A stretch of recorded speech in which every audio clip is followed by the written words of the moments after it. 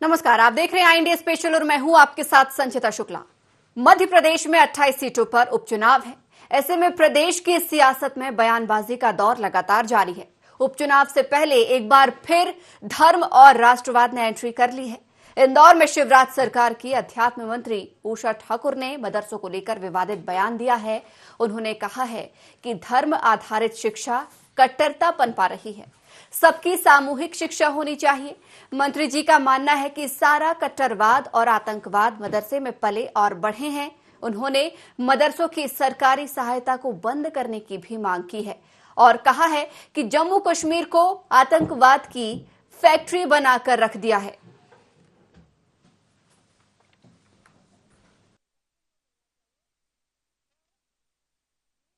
मिलना चाहिए, भोजन सबके लिए मिलना चाहिए, पर ये जो संविधान की अलग परिभाषा करना, बच्चे बच्चे होते हैं, विद्यार्थी विद्यार्थी होते हैं, इसलिए मैं तो कि भाई सबकी सामूहिक शिक्षा होनी चाहिए। धर्म आधारित शिक्षा कट्टरता पनपा रही है, विद्वेष का भाव फैला रही है। सब बच्चों को सामूहिक रूप से समान शिक्षा दी जानी चाहिए। कौन सी संस्कृति पढ़ा रहे बंधु? यदि आप इस देश के नागरिक हैं तो आप देखिए कि सारा कट्टरवाद, सारे आतंकवादी मदरसों में पले और बड़े हैं। जम्मू कश्मीर को आतंकवादियों की फैक्ट्री बना के रख दिया था।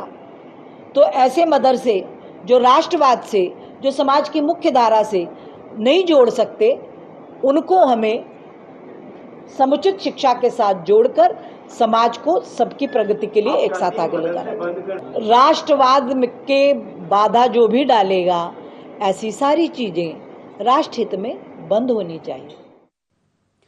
तो मंत्री उषा ठाकुर ने धर्म आधारित शिक्षा पर सवाल उठाया है और सामूहिक शिक्षा पर जोर दिया है।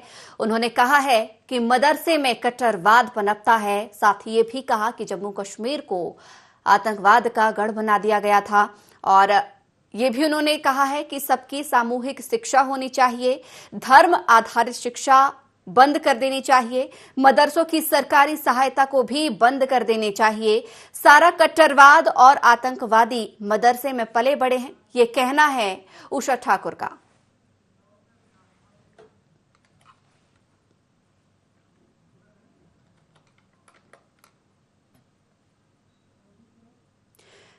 तो एक बार फिर से मदरसे पर महाभारत देखने को मिली है। धर्म आधारित शिक्षा पर सवाल उठाए गए हैं और सामूहिक शिक्षा पर जोर दिया गया है। अधिक जानकारी के लिए, अधिक चर्चा के लिए हमारे साथ हमारे सहयोगी इंदौर से अविनाश लाइव जुड़े हुए हैं।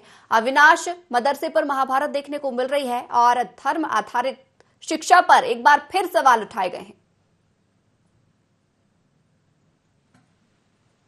बिल्कुल संगीता, आपको बता दें कि जिस तरीके से प्रदेश के जो संस्कृति मंत्री है, उन्होंने इस तरीके का एक बयान दिया है। उन्होंने साफ तौर पर ये कहा है कि मदरसे को जो अनुदान राशि दी जाती है, वहाँ के जो मोइन है या उनके जो सहायक है, उनको जो तनख्वाह दी जाती है 5,000 तक की, वो यहाँ पे बंद की जाना चाहिए। इसी के साथ साथ उन्होंने एक विवादित बयान देते हुए ये कहा है कि जितने भी आतंकवादी हैं वो कहीं से ताल्लुक रखते हैं और इस तरह की जो मदरसे हैं उन्हें संचालित जिनका संचालन है उसे बंद कर देना चाहिए। इसी तरीके का बयान अक्सर जो है वो मंत्री उषा ठाकुर देते हुए नजर आती है, भले वो जिहाद की बात कहें या अन्य किसी मुद्दों की बात कहें। तो इसी तरह की विवादित बयान जो है वो उषा ठाकुर द्वारा लगातार दिए जाते हैं। अविनाश, लेकिन उपचुनाव नजदीक है, ऐसे में अध्यात्म मंत्री भी हैं, वो इस तरीके का बयान काफी इफेक्ट डाल सकता है। क्या कुछ नुकसान देखते हैं, क्योंकि एक बार फिर से उन्होंने धर्म को आधार बनाया है? बिल्कुल, आपको बता दें संजीता कि जिस तरीके से उपचुनाव है, तो इसको लेकर जो हिंदू कार्ड जो अक्सर जो भारतीय जनता पार्टी खेलती आई है, उसी को लेकर इस बार भी आजमाने की कोशिश लगातार की जाएगी।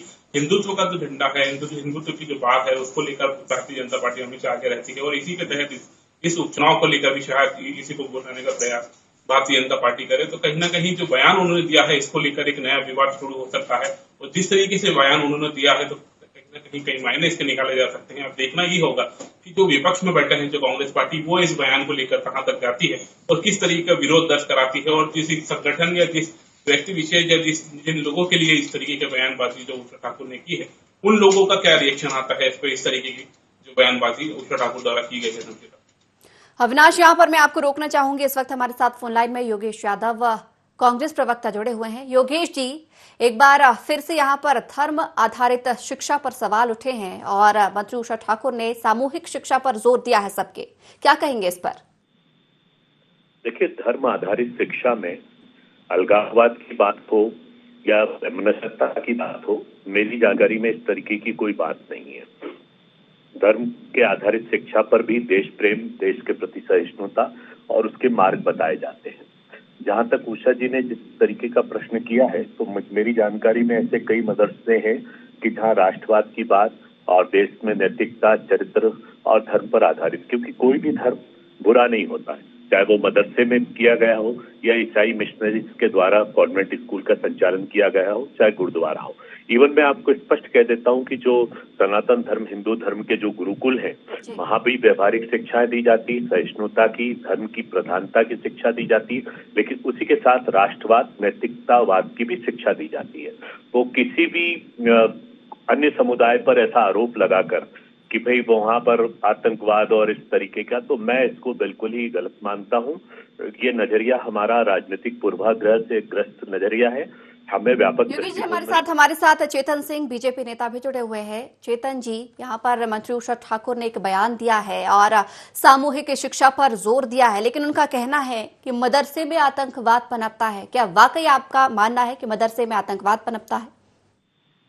गवर्नमेंट ऑफ इंडिया की आईबी की रिपोर्ट इस बात को स्वीकार करती है कि कई मदरसों में हिंदुस्तान के खिलाफ बच्चों को तैयार किया जा रहा है। कई बच्चों को इस तरह की शिक्षा दी जा रही है जिससे कि इसका संतुलन बिगड़ जाए, और कमोबेश इसी आधार पर, इसी रिपोर्ट के आधार पर आसाम की सरकार ने भी अपने यहाँ सारी जांच कराई और उस जांच में केंद्रीय गृह मंत्रालय की आईबी की रिपोर्ट को सत्य पाएगा, जिसके आधार पर वहाँ सारे मदरसों को बंद किया जा रहा है।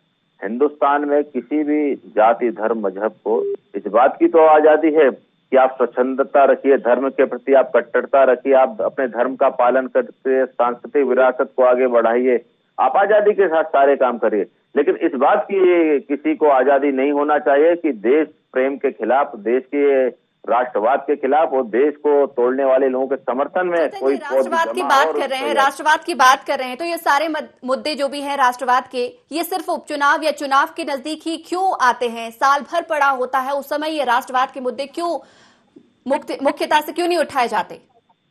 नहीं, भारतीय जनता पार्टी के तो एजेंडे में है, और भारतीय जनता पार्टी ने सरकार में आने के बाद उस पर हम काम भी कर रहे हैं। इससे पहले की सारी सरकारों से आप प्रश्न करिए ना इस बात का।